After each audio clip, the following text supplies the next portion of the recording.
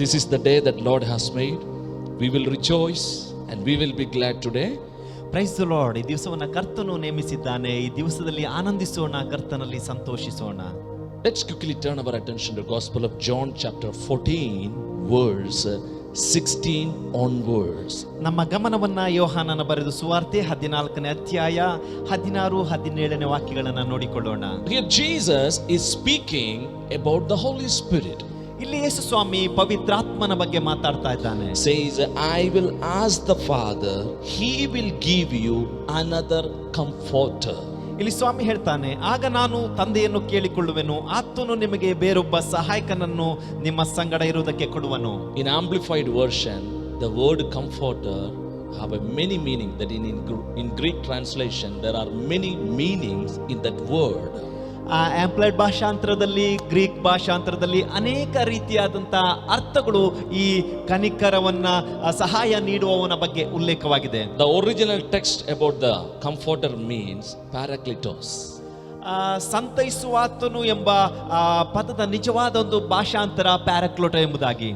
That means he is our counselor and he is our helper and he is our intercessor, advocate, strengthener and stand by. ಅದರ ಅರ್ಥ, ಆತನು ನಮಗೆ ಆಲೋಚನೆ ಹೇಳುವವನು, ನಮಗೆ ಸಹಾಯ ನೀಡುವವನು, ನಮಗಾಗಿ ವಿಜ್ಞಾಪನೆ ಮಾಡುವವನು, ನಮ್ಮ ಸಂಗಡ ನಿಲ್ಲುವವನು ಎಂಬುದಾಗಿ. Amen.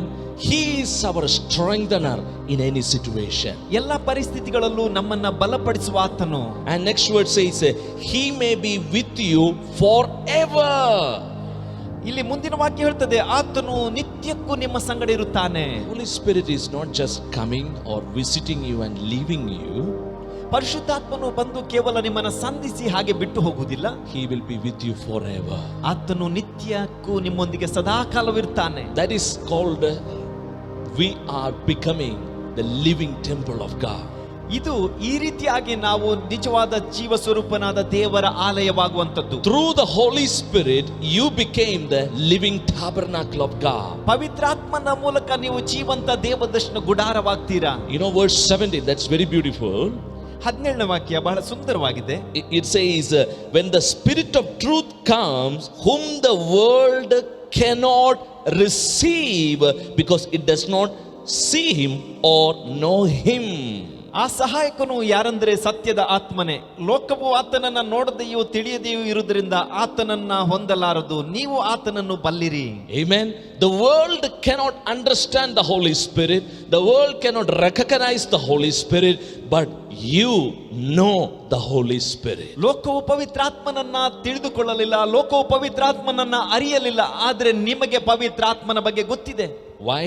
He dwells in your spirit. ಯಾಕಂದ್ರೆ ನಿಮ್ಮ ಆತ್ಮದಲ್ಲಿ ಆತನು ವಾಸಿಸುತ್ತಾನೆ. I want to tell you the greatest blessing as a born again believer we have, Holy Spirit is living inside of us. ಹೊಸದಾಗಿ ಹುಟ್ಟಿದ ಅನುಭವ ಹೊಂದಿರುವ ವಿಶ್ವಾಸಿಗಳಿಗಿರುವ ಒಂದು ದೊಡ್ಡ ಆಶೀರ್ವಾದವನ್ನು ನಾನು ಹೇಳ್ತೇನೆ, ನಮ್ಮೊಳಗೆ ಪವಿತ್ರಾತ್ಮನು ವಾಸಿಸುವಂತದ್ದು. Amen.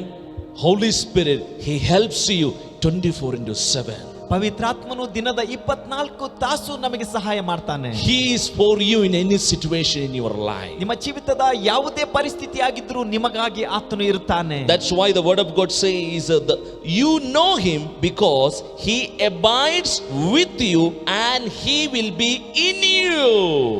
ಆತನು ನಿಮಗೆ ತಿಳಿದಿರ್ತಾನೆ, ಆತನು ನಿಮ್ಮ ಬಗ್ಗೆ ತಿಳಿದಿರ್ತಾನೆ, ಆತ ನಿಮ್ಮೊಂದಿಗೆ ಇದ್ದು ನಿಮ್ಮೊಳಗೆ ಇರುತ್ತಾನೆ ಎಂಬುದಾಗಿ ವಾಕ್ಯವು ಹೇಳುತ್ತದೆ. Glory to Jesus. The more you allow the Holy Spirit to work in your life, ನೀವು ಎಷ್ಟು ಹೆಚ್ಚಾಗಿ ಪವಿತ್ರಾತ್ಮನು ನಿಮ್ಮ ಜೀವಿತದಲ್ಲಿ ಕಾರ್ಯ ಮಾಡಲು ಅವಕಾಶ ಮಾಡಿಕೊಡ್ತೀರೋ, the Christian life is more easy for you.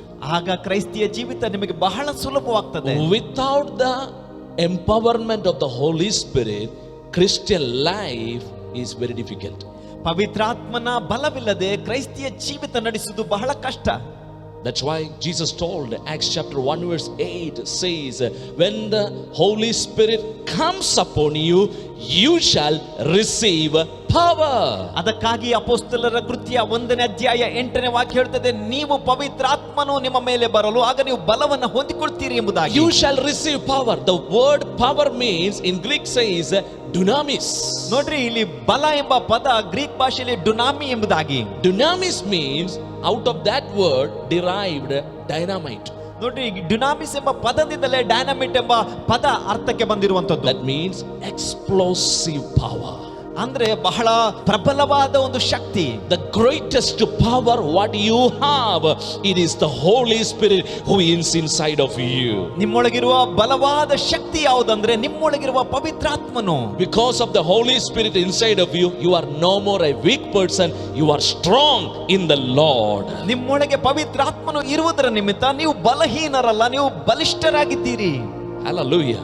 Don't allow any enemy to deceive your mind. ನಿಮ್ಮ ಮನಸ್ಸನ್ನ ವೈರಿ ಬಂದು ವಂಚಿಸೋದಕ್ಕೆ ಅವಕಾಶ ಮಾಡಿಕೊಡ್ಬೇಡಿ. Satan is a liar, he is a father of lies. He always says you are nothing, you are good for nothing, you are weak. ಹೇಳ್ರಿ, ಆತನು ಸುಳ್ಳಿಗೆ ಪಿತಾಮಹ, ಆತನು ಸುಮ್ಮನೆ ಬಂದು ನಿಮ್ಮನ್ನ ಬಲಹೀನರು ಎಂಬುದಾಗಿ ಹೇಳೋದಕ್ಕೆ ಅವಕಾಶ ಮಾಡಬೇಡ್ರಿ. You have to say greater one is within me. ನನ್ನೊಳಗಿರುವ ಆತನು ದೊಡ್ಡವನು. 1 John chapter 4 verse 4 says, you are of God, you have overcame them, because greater is he that is in you than one who is in this world. ಮೊದಲನೇ ಯೋಹಾನನಿಗೆ ಬರೆದ ಪತ್ರಿಕೆ 4ನೇ ಅಧ್ಯಾಯ 4ನೇ ವಾಕ್ಯವು ಹೇಳ್ತದೆ, ಈ ಲೋಕದಲ್ಲಿರುವ ಆತನಿಗಿಂತ ನಮ್ಮಲ್ಲಿರುವ ಆತನು ದೊಡ್ಡವನು. Hallelujah. Who is the greater one? His name is the Holy Spirit. ಯಾರು ಆತನು ದೊಡ್ಡವನು? ಆತನ ಹೆಸರು ಪವಿತ್ರಾತ್ಮನು, ಪರಿಶುದ್ಧಾತ್ಮನು. I'm telling to you which assignment God has given in your life. ನಾನು ನಿಮ್ಗೆ ಹೇಳ್ತೇನೆ, ದೇವರು ನಿಮಗೆ ಯಾವ ಜವಾಬ್ದಾರಿ ಕೆಲಸವನ್ನು ಕೊಟ್ಟಿದ್ದಾನೋ He is there to help you. ಅದನ್ನ ಮಾಡೋದಕ್ಕೆ ಆತನು ಅಲ್ಲಿದ್ದಾನೆ, ಇಲ್ಲಿದ್ದಾನೆ ಸಹಾಯ ನೀಡಲು. If you are a student, God is there to help you to understand the things. ನೀವು ವಿದ್ಯಾರ್ಥಿಗಳಾಗಿರುವುದಾದ್ರೆ ಆ ಸಂಗತಿಗಳನ್ನು ಅರ್ಥ ಮಾಡಿಕೊಳ್ಳಲು ದೇವರು ನಿಮಗೆ ಸಹಾಯ ಮಾಡ್ತಾನೆ. If you are a businessman, God's wisdom will flow into your life. ನೀವು ಬಿಸ್ನೆಸ್ ಮ್ಯಾನ್ ಆಗಿರುವುದಾದ್ರೆ ದೇವರ ಜ್ಞಾನ ನಿಮ್ಮ ಜೀವಿತದಲ್ಲಿ ಹರಿಯುತ್ತದೆ. You may be in the medical field. In which areas, I'm telling to you, Holy Spirit is there to help you. ನೀವು medical ವಿಭಾಗದಲ್ಲಿ ಅಥವಾ ಯಾವುದೇ ಭಾಗದಲ್ಲಿದ್ರೂ ಪವಿತ್ರಾತ್ಮನಿದ್ದಾನೆ ನಿಮಗೆ ಸಹಾಯ ನೀಡಲು. Hallelujah. So many times people will think Holy Spirit only will give the revelation about the word of God. Of course, He is the Spirit of truth. ಅನೇಕ ಬಾರಿ ಯೋಚಿಸ್ತಾರೆ, ಪವಿತ್ರಾತ್ಮನು ವಾಕ್ಯದ ಪ್ರಕಟಣೆಯನ್ನು ಕೊಡಲು ಮಾತ್ರ ಇರುವುದೆಂಬುದಾಗಿ. ಹೌದು, ಆತನು ಸತ್ಯದ ಆತ್ಮನು. But not only that, Holy Spirit will help you every areas of your life. ಅಷ್ಟು ಮಾತ್ರವಲ್ಲ, ನಿಮ್ಮ ಜೀವಿತದ ಎಲ್ಲಾ ಭಾಗದಲ್ಲಿಯೂ ಪವಿತ್ರಾತ್ಮನು ನಿಮಗೆ ಸಹಾಯ ಮಾಡ್ತಾನೆ. Amen. That's why His name is called the Counselor. ಅದಕ್ಕಾಗಿ ಆತನ ಹೆಸರು ಆಲೋಚನಾದಾತನು. Amen. He is the mighty one. ಆತನು ಬಲಿಷ್ಠನು, ಸರ್ವಶಕ್ತನು. Come on, say with me, greater is He that is in me than one who is in this world. ನನ್ನೊಂದಿಗೆ ಸೇರಿಕೊಂಡು ಹೇಳ್ರಿ, ಈ ಲೋಕದಲ್ಲಿ ಇರುವ ಆತನಿಗಿಂತ ನನ್ನಲ್ಲಿರುವ ಆತನು ದೊಡ್ಡವನು. I am not lonely, I am not weak, I am strong in the power of the Holy Spirit. ನಾನು ಏಕಾಂಗಿಯಲ್ಲ, ಬಲಹೀನನಲ್ಲ, ನಾನು ಪವಿತ್ರಾತ್ಮನಲ್ಲಿದ್ದುಕೊಂಡು ಬಲಿಷ್ಠನು. All the this kind of weak inner thoughts is a deception of the enemy. ಈ ರೀತಿಯಲ್ಲ ಬಲಹೀನವಾದ ಯೋಚನೆಗಳು ವೈರಿಯ ಒಂದು ಮೋಸಕರವಾದ ಕುತಂತ್ರ. Devil will say, hey, nobody is for you. ಸೈತಾನ್ ಹೇಳ್ತಾನೆ, ನಿನಗಾಗಿ ಯಾರು ಇಲ್ಲ. Holy Spirit is telling, I am for you. ಪವಿತ್ರಾತ್ಮನ್ ಹೇಳ್ತಾನೆ, ನಾನಿದ್ದೀನಿ ನಿಮಗಾಗಿ. Romans chapter 8 verse 31 says, if God is for us, who can stand against us? ರೋಮ 8:31 ಹೇಳುತ್ತದೆ, ದೇವರು ನಮ್ಮ ಸಂಗಡ ಇದ್ದರೆ ನಮ್ಮನ್ನ ಎದುರಿಸುವವರು ಯಾರು? Come on, if God himself is on your side, you need who else? ನಮ್ಮೊಂದಿಗೆ ದೇವರಿರುವಾಗ ಇನ್ಯಾರು ಬೇಕು ನಮಗೆ? Don't be afraid. ಭಯ ಬೀಳಬೇಡ್ರಿ. Hallelujah. You may be worrying about your future. I'm telling to you today, the Spirit of God is telling to you, Holy Spirit is working in you. Don't be afraid. ಭವಿಷ್ಯತ್ತಿನ ಬಗ್ಗೆ ಚಿಂತಿಸ್ತಿದ್ದೀರಾ? ನಾನು ನಿಮಗೆ ಹೇಳ್ತೇನೆ, ಚಿಂತಿಸಬೇಡ್ರಿ. ಪವಿತ್ರಾತ್ಮನು ನಿಮ್ಮ ಜೀವಿತದಲ್ಲಿ ಕಾರ್ಯ ಮಾಡ್ತಿದ್ದಾನೆ. I would like to show one word from book of Isaiah, chapter 48, verse 17. ಒಂದು ವಾಕ್ಯವನ್ನು ನಿಮಗೆ ತೋರಿಸಲು ಬಯಸ್ತೇನೆ. ಯೆಶಾಯನ ಪ್ರವಾದನೆ ಗ್ರಂಥ 48ನೇ ಅಧ್ಯಾಯ 17ನೇ ವಾಕ್ಯ. Thus says the Lord your Redeemer, the Holy One of Israel, I am the Lord your God, who teaches you to profit, who leads you in the way you should go. ನಿನ್ನ ವಿಮೋಚಕನು ಇಸ್ರಾಯೇಲ್ಯರ ಸದಮಲ ಸ್ವಾಮಿಯೂ ಆದ ಯೆಹೋವನು ಹೀಗನ್ನುತ್ತಾನೆ, ನಾನೇ ನಿನ್ನ ದೇವರಾದ ಯೆಹೋವನು, ನಿನಗೆ ವೃತ್ತಿ ಮಾರ್ಗವನ್ನು ಬೋಧಿಸಿ ನೀನು ನಡೆಯಬೇಕಾದ ದಾರಿಯಲ್ಲಿ ನಿನ್ನನ್ನು ನಡೆಸುವವನಾಗಿದ್ದೇನೆ. Wow, what a wonderful word. God's word says, I am the Lord who teaches you the way you should go. ಇಲ್ಲಿ ನೋಡ್ರಿ, ಎಷ್ಟು ಸುಂದರವಾದ ವಾಕ್ಯ. ಇಲ್ಲಿ ದೇವರು ಹೇಳ್ತಾ ಇದ್ದಾನೆ, ನಾನು ನೀನು ನಡೆಯಬೇಕಾದ ಮಾರ್ಗವನ್ನು ಬೋಧಿಸ್ತೇನೆ. Holy Spirit always teaches you to make you profit. That means succeed in every areas of your life. ಪವಿತ್ರಾತ್ಮನು ನಿಮ್ಮ ಜೀವಿತದ ಎಲ್ಲಾ ಭಾಗದಲ್ಲೂ ನೀವು ಯಶಸ್ವಿ ಹೊಂದುವ ರೀತಿಯಲ್ಲಿ ಆತ ನಿಮಗೆ ಬೋಧಿಸ್ತಾನೆ. He is interested in your well-being. ನಿಮ್ಮ ಒಳ್ಳೆತನದಲ್ಲಿ, ನಿಮ್ಮ ಆಶೀರ್ವಾದದಲ್ಲಿ ಪವಿತ್ರಾತ್ಮನು ಆಸಕ್ತಿ ಉಳ್ಳವನು. God wants you to be successful in every areas of your life. ನಿಮ್ಮ ಜೀವಿತದ ಎಲ್ಲಾ ಭಾಗದಲ್ಲೂ ನೀವು ಯಶಸ್ವಿ ಆಗಬೇಕೆಂಬುದಾಗಿ ದೇವರು ಬಯಸ್ತಾನೆ. Hallelujah. That's why the word of God says he teaches you to profit. ಅದಕ್ಕಾಗಿ ದೇವರ ವಾಕ್ಯ ಹೇಳ್ತದೆ, ನೀವು ಯಶಸ್ವಿ ಹೊಂದುವುದಕ್ಕಾಗಿ ಆತನು ನಿಮಗೆ ಬೋಧನೆ ಮಾಡ್ತಾನೆ. If you are ready to yield for the Holy Spirit guidance, I'm telling you, he can take you higher and higher. ನೀವು ಪವಿತ್ರಾತ್ಮನ ಮಾರ್ಗದರ್ಶನಕ್ಕಾಗಿ ಒಪ್ಪಿಸಿಕೊಡುವುದಾದ್ರೆ ಆತನು ನಿಮ್ಮನ್ನ ಉನ್ನತಕ್ಕೆ ನಡೆಸಿಕೊಂಡು ಹೋಗ್ತಾನೆ. Next word says, who leads you in the way you should go. ಮುಂದಿನ ವಾಕ್ಯ ಹೇಳ್ತದೆ, ನೀವು ಯಾವ ಮಾರ್ಗದಲ್ಲಿ ಹೋಗಬೇಕು ಅದರಲ್ಲಿ ಆತನು ನಡೆಸ್ತಾನೆ ಎಂಬುದಾಗಿ. He leads you. ನಿಮ್ಮನ್ನು ನಡೆಸುತ್ತಾನೆ. If he is our leader, we must able to follow him. ಆತನು ನಮ್ಮ ನಾಯಕನಾಗಿರುವುದಾದ್ರೆ ನಾವು ಆತನೊಂದಿಗೆ ನಡೆಯಬೇಕು. If I have a heart to follow, he is ready to lead me. ನಾವು ಆತನನ್ನ ಹಿಂಬಾಲಿಸುವ ಮನಸ್ಸು ಉಳ್ಳವರಾಗಿದ್ದಾರೆ ಆತನು ನಮ್ಮನ್ನು ನಡೆಸ್ತಾನೆ. That's very important thing. ಇದು ಬಹಳ ಮುಖ್ಯವಾದ ಕಾರ್ಯ. Holy Spirit will never override your free will. ಪವಿತ್ರಾತ್ಮನು ಎಂದಿಗೂ ನಿಮ್ಮ ಸ್ವಂತ ಚಿತ್ತ, ನಿಮಗೆ ಸಿಕ್ಕಂತ ಉಚಿತವಾದ ಆಯ್ಕೆಗಳನ್ನ ಎಂದಿಗೂ ಆತನು ಮುಂದುವರೆದು ಅದನ್ನ ಮೀರಿ ಏನು ಮಾಡುವುದಿಲ್ಲ. He is a gentle person. ಆತನು ಬಹಳ ಸಾತ್ವಿಕನು. He is a very calm and quiet person. ಆತನು ಶಾಂತನು, ಬಹಳ ಮೃದುವಾದವನು. Amen. He always shows you the word into your life. ನಿಮ್ಮ ಜೀವಿತದಲ್ಲಿ ದೇವರ ವಾಕ್ಯವನ್ನು ಆತನು ತೋರಿಸ್ತಾನೆ. He shows the word and through the word he leads you the right way. ವಾಕ್ಯವನ್ನ ತೋರಿಸಿ ವಾಕ್ಯದ ಮೂಲಕ ಸರಿಯಾದ ಮಾರ್ಗದಲ್ಲಿ ನಡೆಸುತ್ತಾನೆ. For example, ಉದಾಹರಣೆಗೆ, if the word of God is like a rail path, ದೇವರ ವಾಕ್ಯ ಒಂದು ರೈಲ್ವೆ ಹಳಿಯಾಗಿದ್ರೆ, the Holy Spirit is like the engine.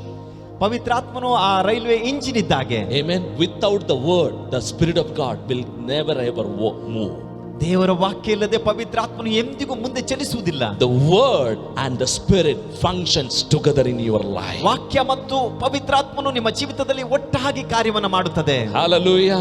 So Holy Spirit will never lead you out of the word of God. Holy Spirit, whatever he teaches you, whatever he shows you, it will be in the word. ಪವಿತ್ರಾತ್ಮನು ವಾಕ್ಯವನ್ನ ಬಿಟ್ಟು ಏನನ್ನ ಮಾಡುವುದಿಲ್ಲ. ಅದನ್ನು ಏನೆಲ್ಲ ಬೋಧಿಸ್ತಾನೋ, ಏನೆಲ್ಲ ನಮ್ಮ ಜೀವಿತದಲ್ಲಿ ಕಾರ್ಯ ಮಾಡ್ತಾನೋ ಅದು ವಾಕ್ಯದ ಪ್ರಕಾರ. That's why the word of God says, ಅದಕ್ಕಾಗಿ ದೇವರ ವಾಕ್ಯ ಹೇಳ್ತದೆ, do not quench the Holy Spirit. ಪವಿತ್ರಾತ್ಮನನ್ನ ನೋಯಿಸಬೇಡ್ರಿ. Hallelujah. You can quench the Spirit. You can allow the Holy Spirit to function in your life. ಪವಿತ್ರಾತ್ಮನನ್ನ ನೋಯಿಸಬಾರದು. ಪವಿತ್ರಾತ್ಮ ನಮ್ಮ ಜೀವಿತದಲ್ಲಿ ಕಾರ್ಯ ಮಾಡಲು ಒಪ್ಪಿಸಿಕೊಡಬೇಕು. 1 Thessalonians chapter 5 verse 16 onwards I would like to read. It says, rejoice always, pray without ceasing, in everything give thanks to the Lord, for this is the God's will for you in Christ Jesus.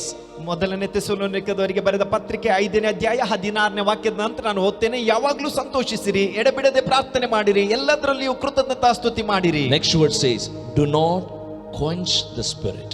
ಮುಂದಿನ ವಾಕ್ಯ ಹೇಳ್ತದೆ, ಪವಿತ್ರಾತ್ಮನನ್ನ ನಂದಿಸಬೇಡ್ರಿ. That means you can allow the Holy Spirit to lead you and you can withstand from his leading. That's up to you. ಇದರರ್ಥ ಪವಿತ್ರಾತ್ಮನು ನಿಮ್ಮನ್ನ ನಡೆಸಲು ನೀವು ಅವಕಾಶ ಮಾಡಿಕೊಡಬಹುದು ಅಥವಾ ಪವಿತ್ರಾತ್ಮನಿಂದ ನೀವು ದೂರವಾಗಿ ಹೋಗಬಹುದು. ಅದು ನಿಮಗೆ ಬಿಟ್ಟದ್ದು. Amen. If you allow to the under his guidance, he will lead you through his word. ಆತನ ಮಾರ್ಗದರ್ಶನದಲ್ಲಿ ನಡೆಸುವುದಕ್ಕೆ ಆತನೊಂದಿಗೆ ನೀವು ಒಪ್ಪಿಸಿಕೊಟ್ರೆ ಆತನು ನಡೆಸ್ತಾನೆ. Hallelujah. And you will walk in the profit.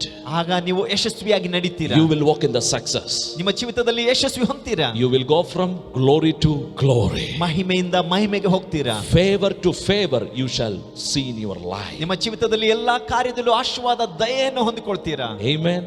So that's why we need to yield to the comforter, the Holy Spirit. ಅದಕ್ಕಾಗಿ ಸಂತೈಸುವಾತನಾಗಿರುವ ಪವಿತ್ರಾತ್ಮನೊಂದಿಗೆ ಯಾವಾಗಲೂ ಐಕ್ಯವಾಗಿ ಹೊಂದಿಕೊಂಡಿರಬೇಕು. He is always with you. He always in you. ಯಾವಾಗಲೂ ಆತ ನಿಮ್ಮೊಂದಿಗಿರ್ತಾನೆ, ನಿಮ್ಮೊಳಗಿರ್ತಾನೆ. Amen. God bless you through these words.